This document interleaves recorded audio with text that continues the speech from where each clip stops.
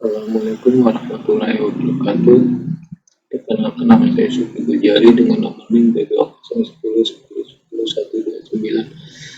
Saya akan memaparkan mata kuliah pengantar sistem informasi bisnis dengan tema perkembangan teknologi pada bidang bisnis dari industri 1.0 hingga saat ini. Yang pertama, revolusi industri 1 tahun 1760 sampai dengan 1840. Yang kedua, revolusi industri kedua 1870 sampai dengan 1969. Lalu revolusi industri ketiga tahun 1970 sampai dengan 2011. Lalu revolusi industri keempat tahun 2019 dan sekarang. Perkembangan revolusi industri berdasarkan karakteristik sosial. Yang pertama adalah revolusi industri 1, masyarakatnya masih bersifat gotong royong. Revolusi industri kedua, masyarakatnya yaitu masyarakat urban atau industri.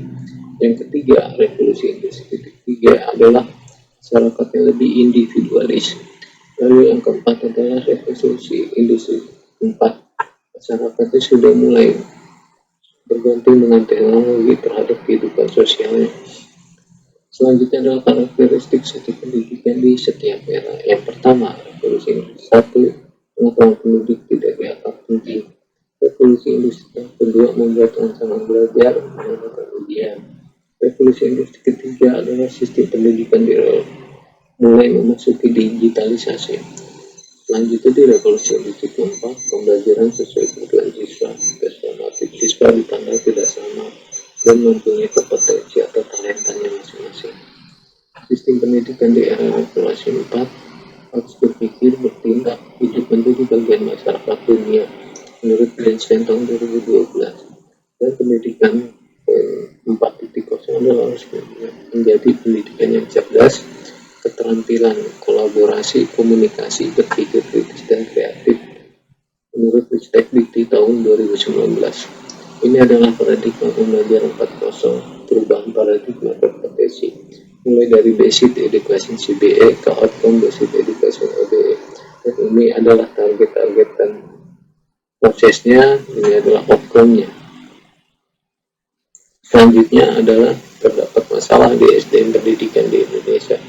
Masalah yang pertama adalah kompetensi guru yang masih rendah.